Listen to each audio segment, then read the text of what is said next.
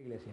Pues terminamos la semana pasada con el himno de Moisés, el gran himno, que se recuerda que le dije que el himno de Moisés es el primer resumen de teología que hay en el Antiguo Testamento, por eso le dije que se lo leyeran.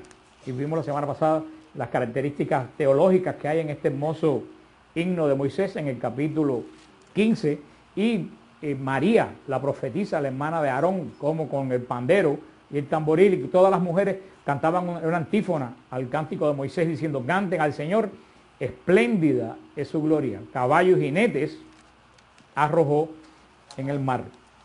Y aquí, en esta teofanía de Dios que abre el mar delante de Israel cuando todo parece perdido,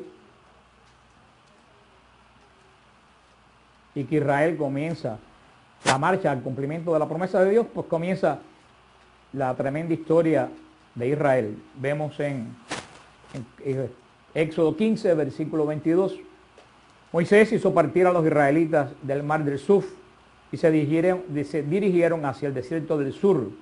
Caminaron 3 días por el desierto sin encontrar agua. Llegaron a Mará, mas no pudieron beber el agua de Mará porque era amarga. Por eso se llama aquel lugar Mará. El pueblo murmuró contra Moisés diciendo: ¿qué vamos a beber? Entonces Moisés invocó al Señor, y el Señor le mostró un madero que Moisés echó al agua, y el agua se volvió dulce. Allí le dio decretos y normas y lo puso a prueba. Y dijo: si escuchas atentamente la voz de tu Dios y haces lo recto a sus ojos y obedeces sus mandatos y guarda todos sus preceptos, no te afligirá ninguna de las plagas con que afligía a los egipcios, porque yo soy el Señor el que te sana. Después llegaron a Elim, donde hay 12 fuentes y 70 palmeras, y acamparon allí junto al agua. Aquí comienza el gran camino de Israel. Vemos a Israel cómo sale liberado de esta forma grandiosa de la Pascua del ejército de Faraón, y vemos cómo comienza el camino de Israel por el desierto. Caminan 3 días por el desierto y vemos que cuando encuentran una fuente, esa fuente ¿cómo está? Amarga. Es esas fuentes salitrosas que hay en el desierto de Sinaí.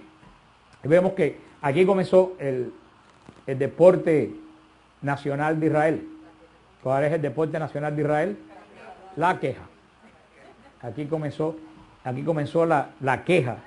Y Moisés invocó a Yahvé. El Señor le dijo a Moisés, esto es muy interesante, este signo. Acuérdense que todos los signos de la Biblia apuntan a ¿quién? A Cristo. Le dijo el Señor que a Moisés que eche un madero en el agua, y el agua se volvió dulce. ¿Eso a qué nos apunta? A la cruz de Cristo. Como la vida amarga que llevan muchas personas, cuando la cruz de Cristo entra en la vida de esa persona, esa agua que es amarga se vuelve como dulce. Y la cruz de Cristo, que para nosotros no es símbolo de muerte, al contrario, los protestantes siempre están equivocados con lo que piensa la iglesia. Ellos dicen que nosotros seguimos un Dios muerto porque tenemos a Cristo en la cruz. Pero para nosotros la cruz no es símbolo de muerte, para nosotros la cruz es símbolo de vida. Todo lo contrario, para nosotros la cruz es símbolo de vida. Por eso, donde entra la cruz de Cristo, donde entra el que se une a la redención de Cristo, las aguas que son amargas se vuelven dulces. Ay, hermano, cuánta gente nosotros conocemos que tienen el agua amarga. ¿Y cuántos de nosotros todavía tenemos el agua amarga? Porque criticamos a Israel, pero somos igualitos que Israel. Y fíjate qué interesante. Después, Dios se ha revelado a Israel como el Dios fuerte, como el Dios que tiene buena memoria, que se acuerda del clamor de su pueblo, como el Dios que se acuerda de la alianza, como el Dios poderoso que abre el mar en 2 y derrota al faraón. Pero ahora fíjate cómo Dios se va revelando poco a poco. Ahora Dios aquí en el versículo 26, Dios se revela con otra forma, otra cara a Israel. Dice: yo soy el Dios que sana. Es muy hermoso esta. Y le da la primera esta es la primera ley que le da el Señor a Israel. Mira lo que le dice. Primera, ¿qué es lo que le dice el Señor en el capítulo 26? Si escuchas atentamente la voz de tu Dios. Esa es la primera características. Si escuchas atentamente. Porque no solo es escuchar. Hay gente que escucha, hay gente que oye, pero no escucha. No es oír, es oír y escuchar. Y no solo es escuchar, porque el Señor aquí dice si escuchas, el Señor sabe lo que dice, dice si escuchas, ¿qué cosa? Atentamente. Y aquí viene la segunda pregunta que sería buena para un retiro. ¿Escuchamos nosotros atentamente la voz de Dios?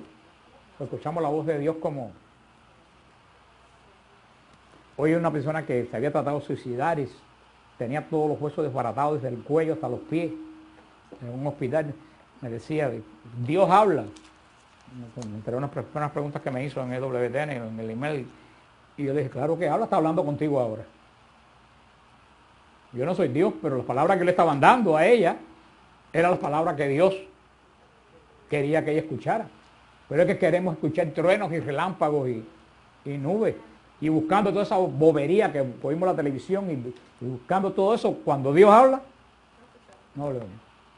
Dios habla a través de un hermano, Dios habla a través de su palabra, Dios habla en una clase, Dios habla Dios habla en montones de formas. Aquí una vez una hermana atormentada vino aquí hace como unos meses, vino atormentada aquí y me dijo, dame un mensaje del Señor, y yo entré y saqué un papel que yo había visto y decía, antes de salir de aquí, deja todo ordenado y descargado. Ella me dijo, wow, qué clase de mensaje, en qué parte de la Biblia está. Y dije, no, lo cogí del baño, estaba arriba del inodoro.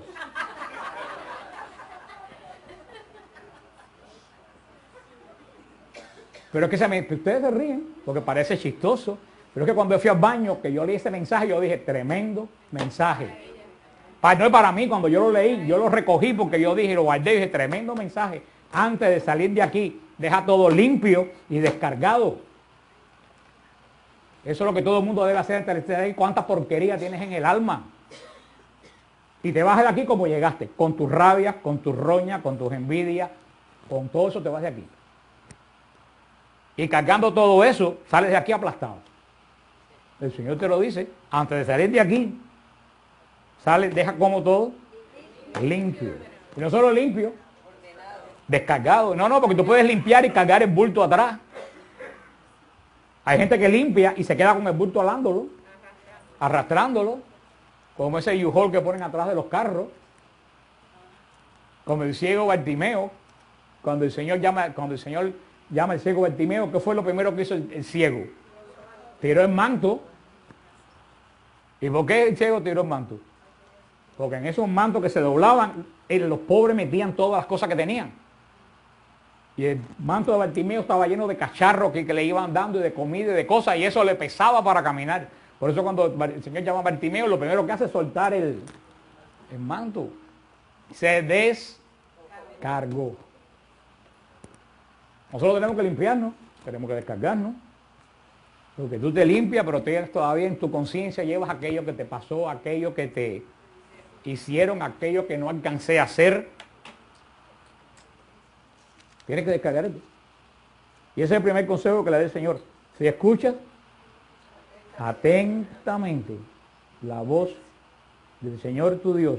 Eso es lo primero, escuchar atentamente. Segundo, ¿qué es lo que dice en el versículo 26 a continuación? Si haces lo que es recto a sus ojos. O sea, lo primero es escuchar y después hacerlo recto. ¿Por qué lo primero es escuchar atentamente? Porque si tú no escuchas atentamente, tú no sabes lo que tienes que hacer. La gente me dice, ¿qué es lo que tengo que hacer? Así como todas las cosas que te venden aquí, armario, todas esas cosas traen un papel que nadie lee. ¿Qué son qué cosas? Las instrucciones. Por lo menos yo sé de otras nacionalidades, pero los cubanos ninguno leemos las instrucciones. Entonces cuando el aparato se está meneándose y se le sobra, tú no sabes, no se para bien, entonces tú y estás una hora buscando, después tú lees las instrucciones, tú dices, wow, qué fácil es. Está ahí hasta el ganchito ese para darle la... ¿Por qué pasamos tanto trabajo? Porque no seguimos las instrucciones. ¿Tú sabes por qué pasamos tanto trabajo en la vida? Porque no seguimos las instrucciones. Si tú siguieras las instrucciones, ¿cuánto trabajo uno se ahorrara? Y para mí las instrucciones de las instrucciones de la Escritura es el Sermón del Monte. San Mateo 5 y 7. ¿Tú quieres saber cuáles son las instrucciones para tu vida? Se lo dije un montón de veces. Estudia el Sermón del Monte. San Mateo 5 y 7. Primero, escuchar atentamente, porque lo dice San Pablo, la fe entra por el oír. Por el oír. Primero escuchar, ¿cómo? Atentamente. No como el que oye cantar, como dice el dicho. ¿Cuánta gente va a la iglesia? Es un ejemplo de no escuchar atentamente. El domingo misa, oye las 2 lecturas y cuando sale de la iglesia no se acuerda qué fue lo que leyeron. Hagan la prueba. Oye, si le pregunto a ustedes cuál fue la segunda lectura del domingo, estoy seguro que la mitad de ustedes no se acuerda. Porque no escuchamos atentamente. Tenemos la cabeza tan llena de ruido. Por eso Santo Padre el año pasado pidió que en la Cuaresma ayunáramos de ruido. Que ayunáramos de ruido. Pidió el Santo Padre, porque tenemos la cabeza tan llena de ruido que no podemos escuchar atentamente. Y después, que escuchamos atentamente, hacer lo correcto. Aquí dice lo recto. Lo recto. Lo recto. No. Porque fíjate, es muy interesante lo que ustedes dijeron, porque hay una cosa que puede ser correcta y no ser recta. Hay cosas en Estados Unidos que la gente hace que es correctamente, de acuerdo a lo que la gente piensa, y no es recta. Es lo que es hacerlo recto a los ojos de Dios. No a los ojos de la gente, a los ojos de Dios. A mí me maravilla cuando la gente me escribe EWT y me dice, no me voy a confesar porque me da pena confesarme con el sacerdote y decirle mis pecados a... Y le digo, sí que te da pena decirle lo que hiciste a un sacerdote y no te dio pena hacer lo que hiciste delante de los ojos de los ángeles. Porque nosotros vivimos metidos en un mundo espiritual. Todo lo que tú hiciste lo hiciste delante de algún ángel. Y delante de los ojos de Dios. Así que no tenemos pena para pecar, pero tenemos pena para reconciliarnos. Hacer lo que es recto a los ojos de Dios. Obedecer sus mandatos. Porque de qué te vale que sabes lo que es lo recto a los ojos de Dios si no obedeces los mandatos de Dios. Y aquí es donde entra la disciplina. Aquí es donde está la disciplina. La gente dice, bueno, ¿por qué ayunar? Porque la ascética. Que nadie sabe qué cosa es la ascética allá, porque no se habla, porque no es políticamente correcto. ¿Qué cosa es la ascética? La ascética son disciplinas para decirle a tu parte animal que ella no manda en ti, que tu espíritu manda en la parte animal. ¿Qué es lo contrario de la ascética? Hacer todo lo que a ti te viene en gana. Y la persona que no tiene disciplina espiritual, porque nunca se ha entrenado espiritualmente, no sabe controlar su cuerpo. Y ahí es donde vienen todos los problemas que vemos, que una persona le quita un parqueo a otro y le saca y le pega un tiro porque le pegó. ¿Qué es lo que estamos viendo? Estamos viendo ahora lo que yo profeticé hace, como dijo, 15 años. Yo hablé del crimen que los adolescentes iban a empezar a cometer en la sociedad. Hace como 15 años. Pues yo lo vi venir. Y me dijeron que ellos me llamaron a la iglesia, dieron queja que yo era un alarmista. Porque yo dije que el gran problema que iba a tener la sociedad era el crimen entre adolescentes. Y no es la única, me acuerdo perfectamente porque fue la única vez que dieron grandes quejas mías a la iglesia. Que como yo era tan alarmista y tan pesimista. ¿Qué crimen que estamos viendo ahora? ¿Ustedes han visto el crimen que hay aquí de adolescentes? ¿Viste qué brutal, qué hintada de patada brutal le han dado a una muchachita que no se sabe si va a quedar bien y si queda bien no se sabe si va a quedar normal? Hoy otro problema en otra escuela. Hermano, y entonces lo vi, ¿tú sabes por qué lo vi venir? Porque yo vi de la forma que esos niños que en esa época tenían 3 o 4 años los estaban criando. Que era la época del Nintendo, de explota cabeza y da patada. Yo vi cómo estaban entrenando la violencia a esos muchachos. Y yo dije, cuando esos muchachos sean grandes, ¿tú sabes lo que van a hacer? Lo mismo que le metieron en la cabeza cuando eran niños. Estamos creando una generación de violentos. Hemos perdido la noción de qué cosa, de la disciplina humana, de decir, ¿por qué? Porque ni siquiera los hijos ya se disciplinan. Los padres no disciplinan a los hijos porque los hijos pueden denunciarlo. Entonces, al no ver, tú tienes que tener, y eso empieza con la ascética. Yo usar la ascética, decir, yo me gusta este programa de televisión, y el cuerpo me pide ver este programa de televisión, pero yo hoy no lo voy a ver. ¿Por qué es malo? No, porque yo me estoy entrenando, que el cuerpo no puede mandar en lo que yo hago, sino mi espíritu manda en el cuerpo. Y dejo de ver el programa de televisión. O deja de comer algo que te guste. ¿Por qué es malo? No, porque estoy enseñando al cuerpo que él a mí no me manda, que yo lo mando a él. Esas son las prácticas ascéticas que la iglesia, y el ayuno que la iglesia recomienda. Precisamente para que nuestro cuerpo tenga control. Y cuando tú tienes control y tú sabes lo que le agrada a Dios y tú sabes cuáles son los mandatos del Señor, entonces tú los puedes obedecer. Mucha gente hoy sabe cuáles son los mandatos del Señor, pero no sabe guardarlos porque no tienen control de sí mismo. ¿Y no sabe?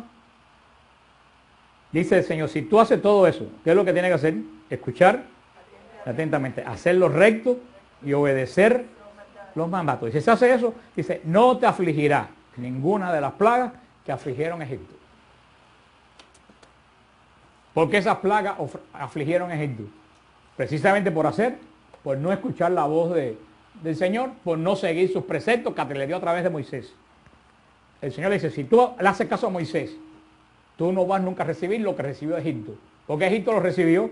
Porque no hizo caso a lo que el Señor había dicho a través de Moisés. Esa es la primera ley que el Señor le da. Eso es un preámbulo del Shema, después que va a recibir Moisés en el monte Sinaí. Y después llegaron Elín. Y Elín es una prefigura. A ver, alguien, en el versículo 27, ¿alguien se imagina de qué es prefigura Elín?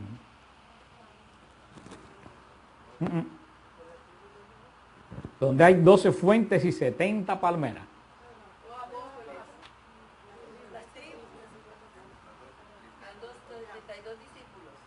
Ella anda cerca de la iglesia. Porque la iglesia nace ¿de qué? De 12 apóstoles y 72 discípulos que hicieron la primera predicación. Entonces Israel, si guarda todo eso que Israel hizo, va a entrar a la promesa de Dios, que es la iglesia, a Elín, donde está las 12 fuentes, de donde nace la vida, de donde nos viene la fe de los apóstoles. Y las palmeras, ¿qué son las palmeras? Lo que da sombra. Los que predicaron el evangelio bajo la sombra del cual nosotros nos refugiamos. Esas son las pautas que tenía Israel para llegar a formar que dentro del seno de Israel naciera ¿qué cosa? La iglesia. Desafortunadamente el Apocalipsis nos dice cómo terminó el pacto de Israel. Lo veremos cuando terminemos este estudio del pacto. Vamos a ver cómo el pacto terminó de muy mala manera. Dice en el capítulo 16, toda la comunidad israelita partió de Elín y llegó al desierto de Sin, entre Elín y el Sinaí, el día 15 del segundo mes después de la salida del país de Egipto. Toda la comunidad de los israelitas murmuró contra Moisés y Aarón en el desierto. Decían, ojalá hubiéramos muerto a manos de Yahvé en el país de Egipto, cuando nos sentábamos junto a las ollas de carne y comíamos pan hasta hartarnos. Ustedes nos han traído este desierto para matar de hambre a toda la asamblea. Aquí, como le dije, comenzó lo que va a acompañar a Israel a través de toda la historia de su vida. ¿Qué cosa? La queja. La queja.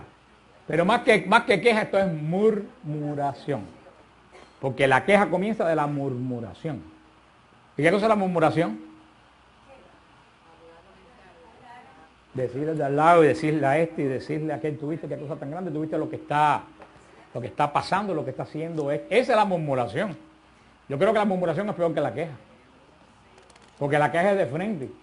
Pero la murmuración empieza como el comején, a socavar. A socavar.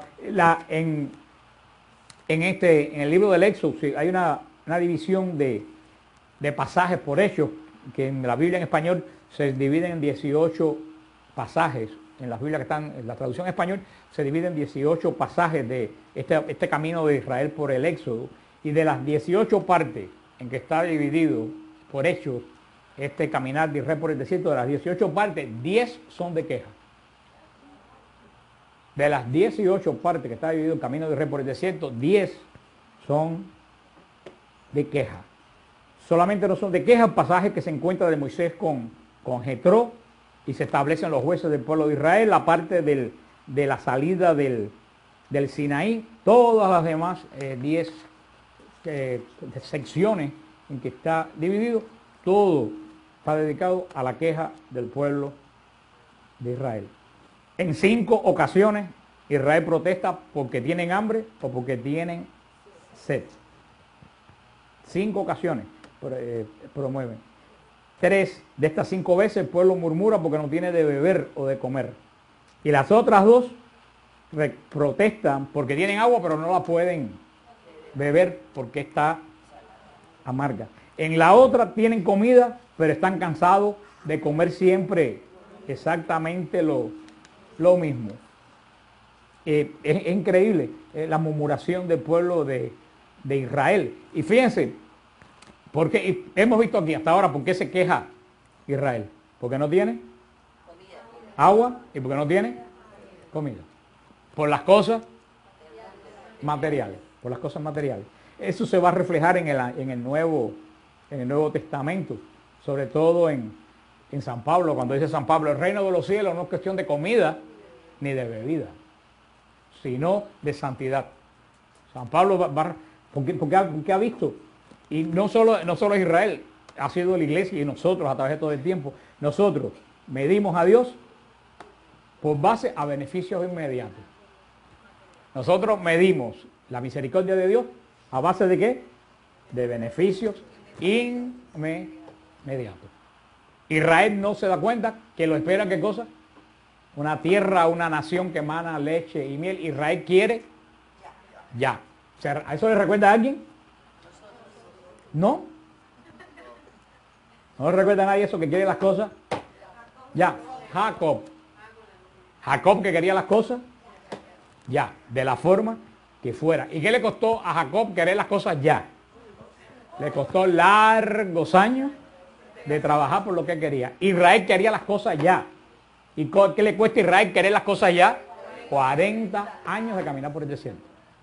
¿No será que nosotros muchas veces el desierto que pasamos es porque queremos las cosas ya? Medimos a Dios por beneficio inmediato.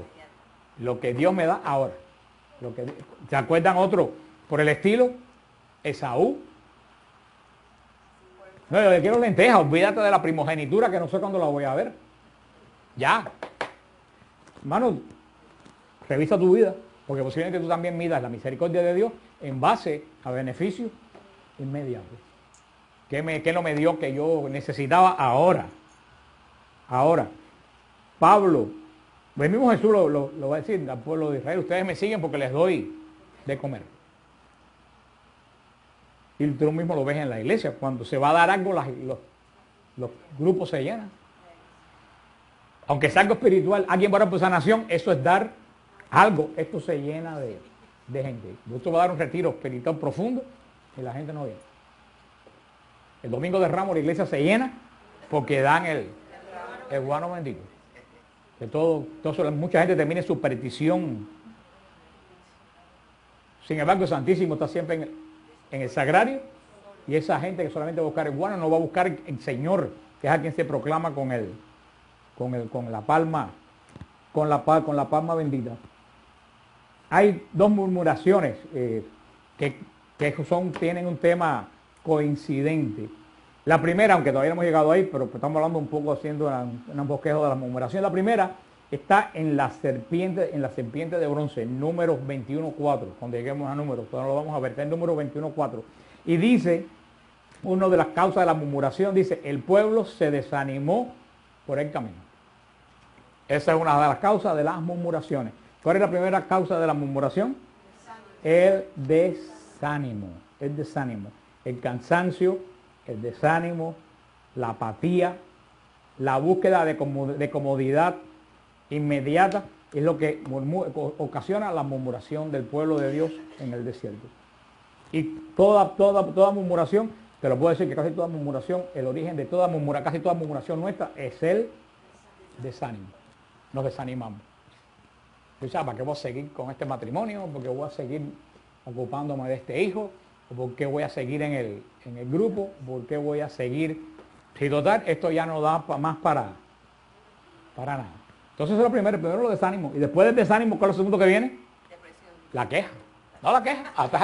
No, la depresión también. La hermana dijo una vez, muchos de ustedes pueden ser que estén padeciendo esa depresión y anden como unos perros por su casa arrastrando la cola. Porque la depresión solamente es meterse en cama. Hay gente que se levantan y no tienen motivo ninguno para vivir. Y se lo ven en los ojos que se murieron. Por eso que ella dijo bien la depresión, pero bueno, la depresión es algo un poco más moderno, pero también puede saber que ha habido en Israel. Pero la depresión y la queja vienen de qué cosa? Del desánimo en el camino. La apatía. Y eso verdaderamente es una de las cosas que uno tiene que... Y yo lo noto por la gente en el grupo. ¿Cuánta gente ya entran aquí al grupo si quieren comer el mundo con 500 proyectos? Y digo, usted no dura un mes. Y no dura un mes. ¿Cuánto han pasado por aquí? Y en la primera contrariedad, ya para qué voy a seguir con la Biblia. Me voy a por otro grupo a ver si ahí en otro grupo encuentro.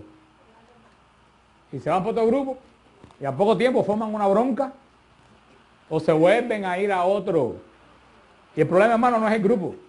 El problema eres tú. Eres tú. Una persona que ha brincado por 15 grupos, yo sé que no dura en ninguno. Como los protestantes que salen a una iglesia, se pasan la vida entera brincando de iglesia en iglesia. Entonces, pues porque no coño atentamente. No, pero también el desánimo. El desánimo. El demonio es el señor del desánimo. El Señor siempre te está murmurando. ¿Y para qué? Y total. ¿Y qué? ¿De qué sirve? Eso es siempre lo que el demonio te está murmurando. No estás logrando nada, no vas a llegar a nada, no puedes tener nada, tú no vas a llegar, hay demasiadas cosas, mejor lo deja. El demonio es insidioso. ¿Cómo comienza las tentaciones de Cristo? Si eres hijo de Dios. Eso es una de las cosas más, esa tentación del demonio, si eres hijo de Dios, es una de las palabras más insidiosas de toda la Biblia. Porque fíjate que el demonio no le dice a Jesús, tú no eres hijo de Dios. Le dijo, si tú eres, vaya a lo mejor no eres. ¿Qué le dice en la cruz? Si eres el Mesías, bájate. Le dijo, a lo mejor tú ni eres el Mesías, ni tienes... El demonio es el Señor con esa minúscula. El demonio es el Señor de la duda y del desánimo. Mira, la cuna de Santo Santa Faustina. ¿Cuántas congregaciones Santa Faustina tocó la puerta? ¿Y qué le decía? Que no. Lo que pasa es que es una mujer que no se desanimaba y siguió tocando y siguió tocando. Y Santa Rita, que los ángeles tuvieron que meterla dentro del convento. Porque no había forma que entrara. Pero esas son mujeres fuertes, que no se dejan desanimar. Pero nosotros, al primer sí, tú dices, no merece la pena. El desánimo. El desánimo. El mirar, buscar la comodidad, ¿cómo? Los beneficios inmediatos. Y esa misma temática, esa misma queja del pueblo, se atribuye a través de toda la Biblia. Cuando los exploradores salen a explorar la tierra de Canaán, mandan a unos exploradores. Cuando viran los exploradores, llevaban 40 años en el desierto, ¿qué dicen los exploradores? La tierra está llena de gigantes en Canaán, con unas murallas gigantescas, mejor viramos para Egipto. Hermano, tú tienes un Egipto. Cada uno de ustedes en su vida tiene un Egipto. Y cada 5 minutos el demonio te dice, mira para donde tú estabas, mejor estaba donde tú estabas. Sea lo que sea, mejor era cuando no eras católico, eras santero. O mejor era cuando estabas en droga o estabas en bebida, te divertías. Todo el mundo tiene un Egipto. Y ahí está ahí comienza la gran queja de Israel. El problema es que Israel estaba caminando con Dios, con el corazón, ¿dónde? En Egipto. Israel salió con el cuerpo de Egipto, pero el corazón lo dejó en Egipto. ¿Amarrado a qué? No solo sea Faraón, pero amarrado a las cosas inmediatas. Teníamos aunque sea cebolla. ¿Qué cosa es eso? Lo inmediato. La cebolla es lo inmediato. Por lo menos allí teníamos en el momento, ¿qué cosa? Llenarnos. No me importa la situación de rey que voy a tener en unos años. Qué pena cuando yo me llenaba la barriga diariamente. Israel no salió. Hermano, se lo puede pasar a todos ustedes. Eso lo hace todo el mundo. Uno puede caminar en la fe, pero haber dejado el corazón en un problema, en una situación, en un recuerdo. Por eso cuando empezó a hablar del Éxodo hablamos que el Señor le dijo a Israel, no mires para atrás. Mira siempre adelante. Saca el corazón de Egipto. Por eso la nube de atrás se pasó para adelante. ¿Por qué esta gente que fueron a explorar Canaán miraron para atrás diciendo, ahí no hay quien vaya, eso está lleno? Y después mandaron a Josué. Y José fue y miró. Y Josué y Caleb miraron para atrás y dijeron, ni hay gigantes, ni hay murallas gigantescas. Además, si el Señor nos sacó de Egipto, Él nos va a entrar a la tierra que nos prometió. Porque Josué no vio gigantes y los otros exploradores vieron gigantes. Porque el corazón lo tenían en Egipto. Cuando tú tienes el corazón en Egipto, todo lo que tienes adelante ante la promesa de Dios, te parece, los obstáculos te parecen gigantescos. Te parece que tú no puedes cumplir, yo no lo puedo hacer, yo no puedo llegar, y por eso la gente no avanza. Así como Israel no avanzaba en el desierto, así la gente no avanza espiritualmente. Y se quedan espiritualmente en el mismo. Yo conozco a una gente hoy y de aquí lo ves a 4 años, está igual o cuidado. No esté peor. No esté peor. Qué pena que tú una persona que la ves yendo a grupo, que la ves buscando de Dios, no avanza. No avanza, no mejora. Está en el mismo estado espiritual. Si Israel tenía que pasar por el desierto, ¿sí o no?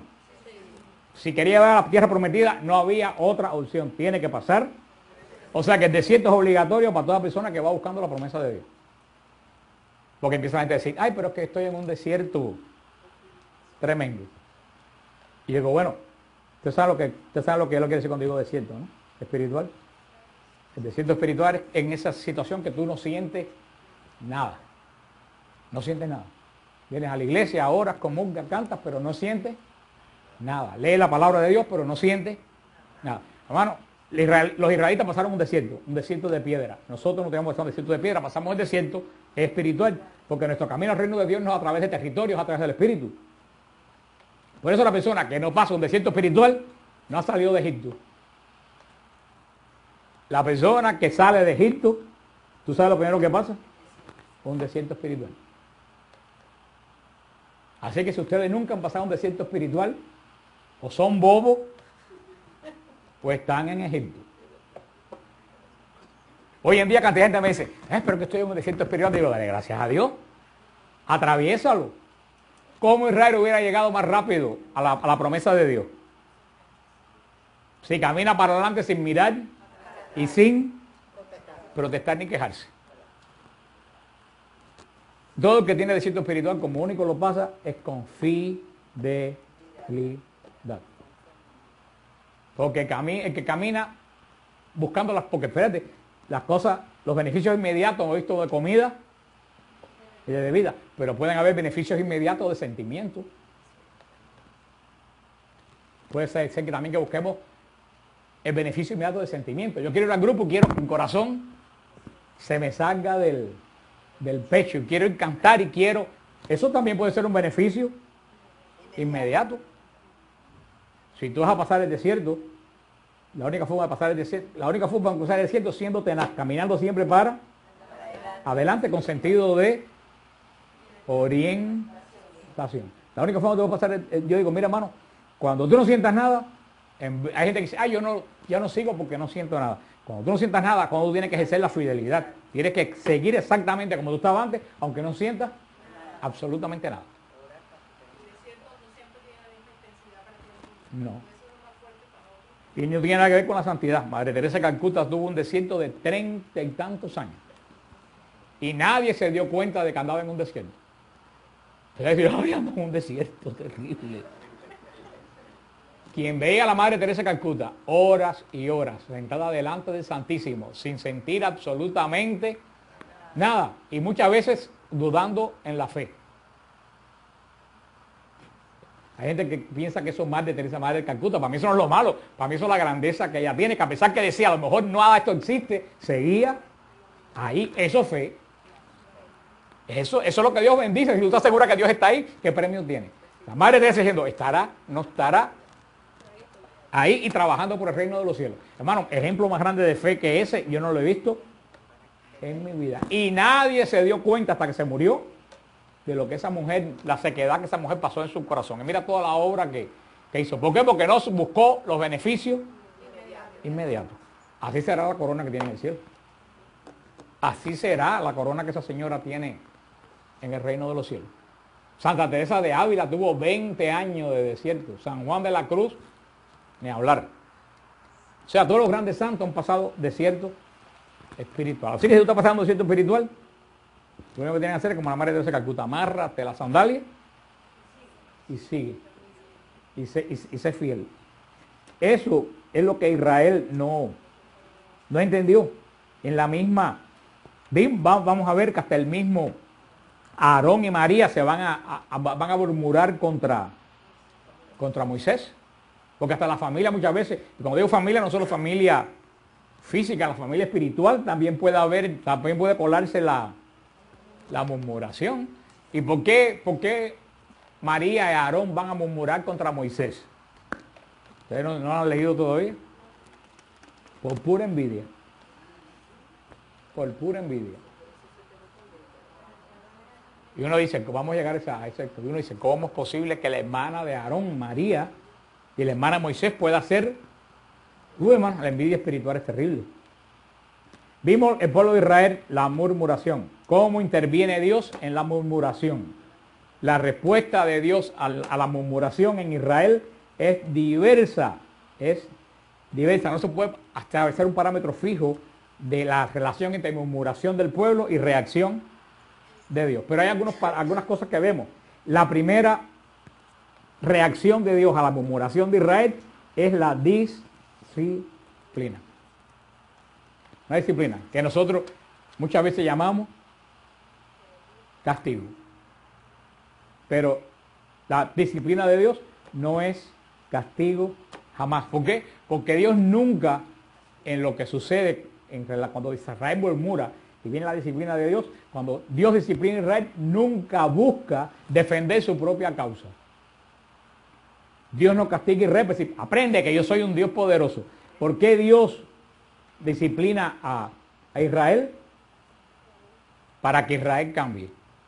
Por eso no es castigo. Castigo fuera si Dios disciplinara a Israel para que ellos entendieran que era un Dios poderoso. Ahí fueron castigos, pero Dios continuamente en la Escritura, no disciplina a Israel para que entiendan que eres poderoso. Dios disciplina a Israel para que Israel entienda que está actuando mal. Esa es la primera reacción de Dios. El Señor disciplina a Israel porque quiere enseñarle el camino. Tal como dice, si ustedes lo buscan un momentito ahí, Hebreos 12, si buscan Hebreos 12, del 5 al 8, dice, Hebreos 12, dice, han echado en olvido la exhortación que como hijos les dirige. Hijo mío, no menosprecies la corrección del Señor, ni te desanimes al ser reprendido por Él. Pues a quien ama el Señor, lo corrige y azota a todos los hijos que Él reconoce. Hermano, eso es tremendo. Hay más de lo que ustedes se imaginan. Dice, no menosprecies la corrección del Señor. Dice, ni te desanimes porque Él te reprenda. ¿Ves lo que dice? ¿Por qué? Porque si el Señor te corrige, es que el Señor te ama. Un padre que se preocupa y corrige a su hijo, porque el hijo está por un mal camino, es porque ese padre ama a su hijo. Un padre que dice, ay, no me importa que ahora venga, ni lo que traigan, ni lo que haga. Ese padre, no. O sea, mientras tu vida pasen cosas, correcciones, alégrate. Pero fíjate lo que dice los segundos, todavía peor. Pues a quien ama, corrige y azota al que reconoce. Si el Señor te azota, quiere decir que Él te está reconociendo como hijo, porque tú no azotas al hijo del vecino. Eso es tremendo. Así que cuando el Señor nos azote, tú tienes que darle gracias a Dios. Y Señor, gracias porque todavía yo soy tu hijo. ¿Tú sabes dónde tú tienes que preocuparte?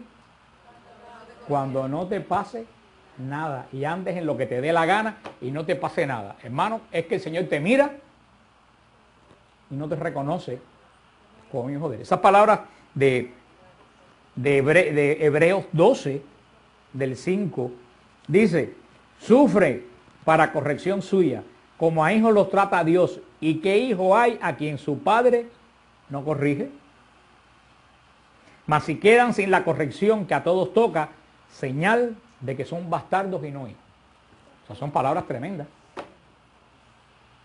Mira cómo funciona la idea del mundo y la idea. Si te pasan cosas en el mundo, a lo mejor piensan porque Dios se olvidó de ti y está castigando. No, es que Dios te está amando y te está reconociendo como hijo. Es tremendo eso que dice Hebreo. Esa es una de las primeras formas en que Dios reacciona. ¿Cuál es? La corrección. La corrección de Dios es una de las principales y yo creo que es la única. Yo estuve mirando aquí en la lista que saqué y yo creo que es una de las principales formas en que Dios se relaciona a través de la queja de Israel. También en todo esto vemos otra cosa, vemos la intercesión de Moisés ante la queja. Ante la queja que hace Moisés, intercede continuamente. Señor, darle una oportunidad. Señor, darle una oportunidad de intercesión. Nosotros intercedemos por las personas que nos han hecho daño. Nosotros intercedemos por las personas que nos han hecho daño y decimos, Señor, darle una oportunidad. Pues tú dices, Señor, desaparece el bandolero. Pues si tú dices eso, hermano, todavía no has llegado al camino de sigues como Israel por el desierto. Una forma también que reacciona a Dios, no solo con la corrección, reacciona con la fidelidad. Dios hizo con Israel, con Abraham, ¿qué cosa hizo Dios? Un pacto. Israel murmura, Israel se rebela y Dios mantiene fidelidad, ¿qué cosa? Al pacto que él hizo con Abraham. Dios va a hacer siempre que se rompe el pacto, no lo rompe Dios, siempre lo rompe. Y hermano, esto es muy importante. Hubieron sinvergüenzas en Israel.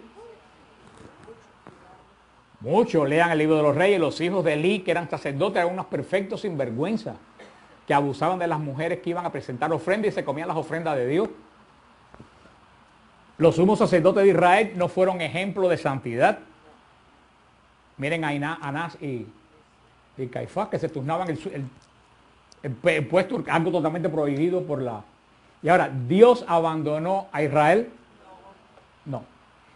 Dios le dio palos a Israel. ¿Y por qué Dios le dio palos a Israel?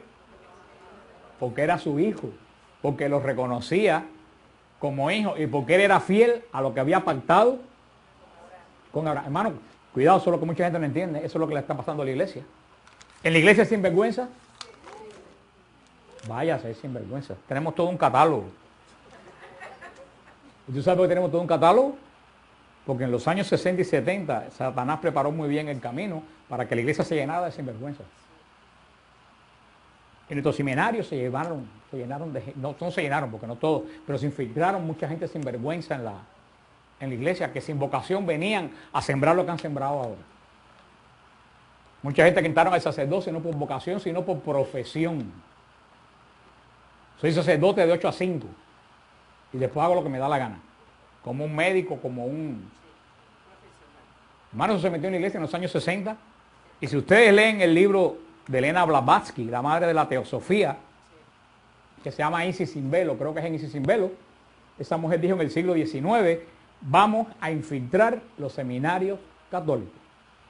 Lo dice en el libro sin ningún pudor.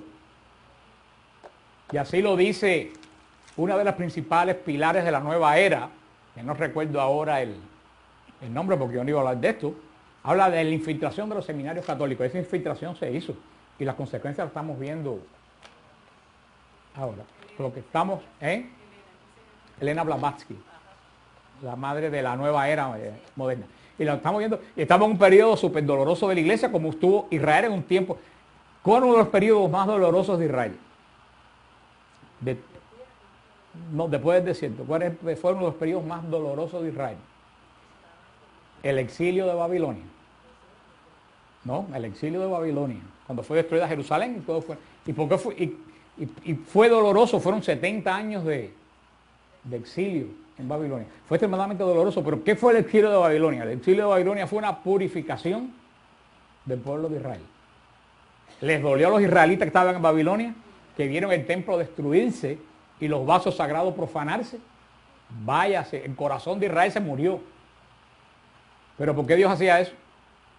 Para que los sinvergüenzas que se habían colado en Israel se terminaran. Este momento que estamos pasando en la iglesia es un periodo dolorosísimo de la iglesia que estamos pasando. Muy doloroso lo que estamos viendo que ha pasado con sacerdotes en Irlanda, en Alemania, aquí mismo en Estados Unidos. ¿Tú sabes qué? Este es un periodo de purificación, donde toda la basura que se metió se va a ir. Y de todo esto, hermano, va a salir un sacerdocio extremadamente santo y extremadamente fuerte. Porque el muchacho que entra en este momento al seminario es porque quiere ser santo. Y los sinvergüenzas saben que se acabó el relajo en la iglesia católica. Que la cosa va en serio, con todos los hierros. Por eso este momento que nos ha tocado sufrir a nosotros es extremadamente doloroso, porque es un proceso de purificación. Y la purificación duele, es con fuego, como se quita la basura. Y por eso Monseñor Román lo dijo de otra forma. Monseñor Román dijo que el Señor estaba sacudiendo la mata y que todos los frutos podridos se iban a caer. Pero que a nosotros nos iban a doler porque el que sacude la mata, los frutos le caen arriba.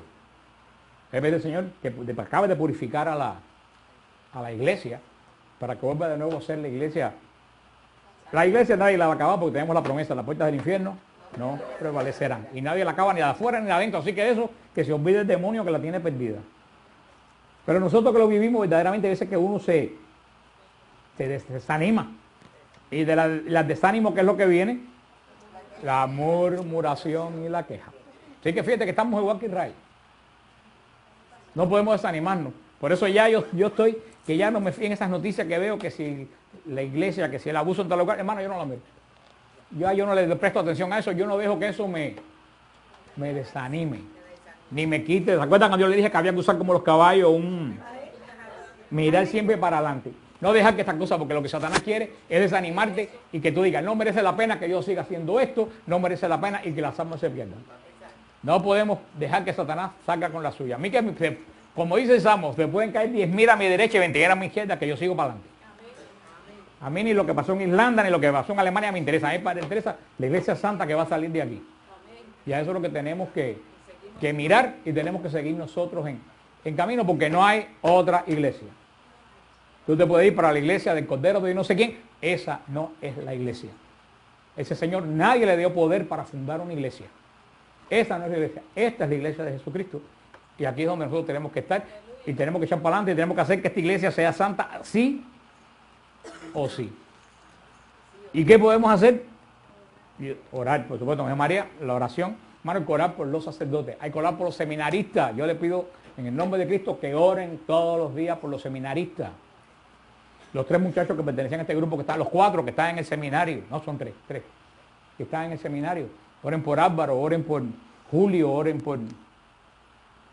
Ahora se me olvidó el nombre del otro. Gustavo.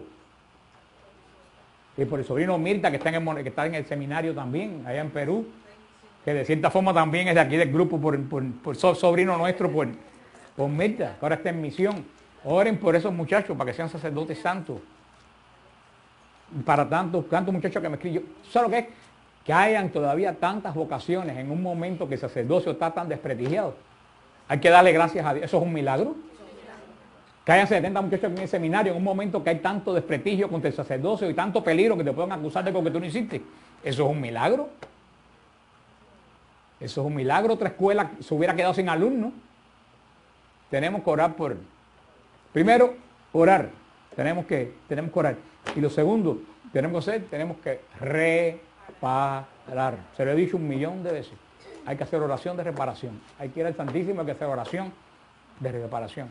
Que si la iglesia se derrumba por aquí, tenemos que reparar ese derrumbo por ahí. Y la reparación se hace con oración y de rodillas. Iglesia.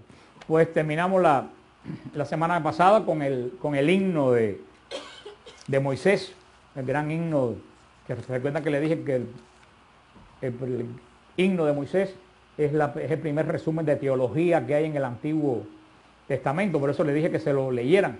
y vimos la semana pasada las características teológicas que hay en este hermoso himno de Moisés en el capítulo 15, y María, la profetisa, la hermana de Aarón, como con el pandero y el tamboril, y todas las mujeres cantaban una antífona al cántico de Moisés diciendo: canten al Señor, espléndida es su gloria, caballos y jinetes arrojó en el mar. Y aquí, en esta teofanía de Dios que abre el mar delante de Israel cuando todo parece perdido, y que Israel comienza la marcha al cumplimiento de la promesa de Dios, pues comienza la tremenda historia de Israel. Vemos en Éxodo 15, versículo 22, Moisés hizo partir a los israelitas del mar del Suf y se dirigieron hacia el desierto del sur. Caminaron 3 días por el desierto sin encontrar agua. Llegaron a Mará, mas no pudieron beber el agua de Mará porque era amarga. Por eso se llama aquel lugar Mará. El pueblo murmuró contra Moisés diciendo: ¿qué vamos a beber? Entonces Moisés invocó al Señor. Esta es la primera ley que le da el Señor a Israel. Mira lo que le dice. Primera, ¿qué es lo que le dice el Señor en el capítulo 26? Si escuchas atentamente la voz de tu Dios. Esa es la primera característica. Si escuchas atentamente. Porque no solo es escuchar. Hay gente que escucha, hay gente que oye, pero no escucha. No es oír, es oír y escuchar. Y no solo es escuchar, porque el Señor aquí dice si escuchas, el Señor sabe lo que dice. Dice, si escuchas, ¿qué cosa? Atentamente. Y aquí viene la segunda pregunta que sería buena para un retiro. ¿Escuchamos nosotros atentamente la voz de Dios? ¿O escuchamos la voz de Dios como... Hoy una persona que se había tratado de suicidar y tenía todos los huesos desbaratados desde el cuello hasta los pies, en un hospital, me decía, Dios habla. Entre unas preguntas que me hizo en el WTN, en el email, y yo le dije, claro que habla, está hablando contigo ahora. Yo no soy Dios, pero las palabras que le estaban dando a ella eran las palabras que Dios quería que ella escuchara. Pero es que queremos escuchar truenos y relámpagos y nubes, y buscando toda esa bobería que oímos en la televisión, y buscando todo eso. Cuando Dios habla, no lo oímos. Dios habla a través de un hermano, Dios habla a través de su palabra, Dios habla en una clase, Dios habla en montones de formas. Aquí una vez una hermana atormentada vino aquí a que eche un madero en el agua y el agua se volvió dulce. ¿Eso a qué nos apunta? A la cruz de Cristo. Cómo la vida amarga que llevan muchas personas, cuando la cruz de Cristo entra en la vida de esa persona, esa agua que es amarga se vuelve como dulce. Y la cruz de Cristo, que para nosotros no es símbolo de muerte, al contrario, los protestantes siempre están equivocados con lo que piensa la iglesia. Ellos dicen que nosotros seguimos un Dios muerto porque tenemos a Cristo en la cruz. Pero para nosotros la cruz no es símbolo de muerte, para nosotros la cruz es símbolo de vida. Todo lo contrario, para nosotros la cruz es símbolo de vida. Por eso, donde entra la cruz de Cristo, donde entra el que se une a la redención de Cristo, las aguas que son amargas se vuelven dulces. Ay, hermano, ¿cuánta gente nosotros conocemos que tienen el agua amarga? ¿Y cuántos de nosotros todavía tenemos el agua amarga? Porque criticamos a Israel, pero somos igualitos que Israel. Y fíjate qué interesante. Después, Dios se ha revelado a Israel como el Dios fuerte, como el Dios que tiene buena memoria, que se acuerda del clamor de su pueblo, como el pueblo, Dios que se acuerda de la alianza, como el Dios poderoso que abre el mar en dos y derrota al faraón. Pero ahora fíjate cómo Dios se va revelando poco a poco. Ahora Dios aquí en el versículo 26, Dios se revela con otra forma, otra cara a Israel. Dice, yo soy el Dios que sana. Es muy hermoso esta. Y y el Señor le mostró un madero que Moisés echó al agua y el agua se volvió dulce. Allí le dio decretos y normas y lo puso a prueba. Y dijo, si escuchas atentamente la voz de tu Dios y haces lo recto a sus ojos y obedeces sus mandatos y guarda todos sus preceptos, no te afligirá ninguna de las plagas con que afligía a los egipcios, porque yo soy el Señor el que te sana.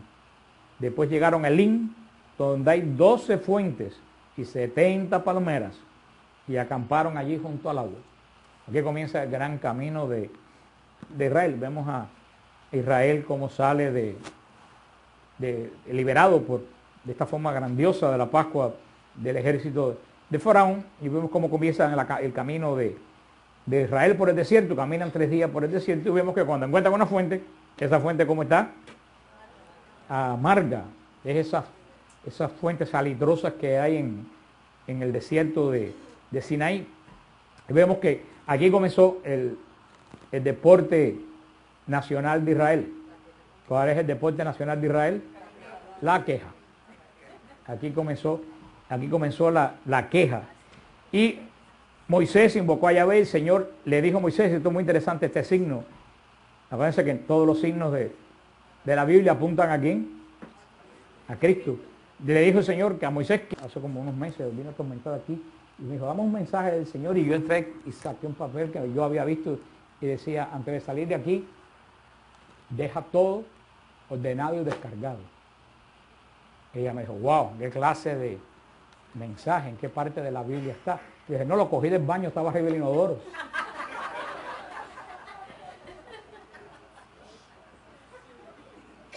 Pero es que ustedes se ríen, porque parece chistoso, pero es que cuando yo fui al baño, que yo leí ese mensaje, yo dije, tremendo mensaje. No es para mí, cuando yo lo leí, yo lo recogí porque yo dije, lo guardé, y dije, tremendo mensaje. Antes de salir de aquí, deja todo limpio y descargado. Eso es lo que todo el mundo debe hacer antes de salir. ¿Cuánta porquería tienes en el alma? Y te vas de aquí como llegaste, con tus rabias, con tus roñas, con tus envidias, con todo eso te vas de aquí. Y cargando todo eso, sales de aquí aplastado. El Señor te lo dice, antes de salir de aquí, deja como todo limpio. Y no solo limpio, descargado. No, porque tú puedes limpiar y cargar el bulto atrás. Hay gente que limpia y se queda con el bulto alándolo, arrastrándolo, como ese U-Haul que ponen atrás de los carros, como el ciego Bartimeo, cuando el Señor llama al ciego Bartimeo, ¿qué fue lo primero que hizo el ciego? Tiró el manto. ¿Y por qué el ciego tiró el manto? Porque en esos mantos que se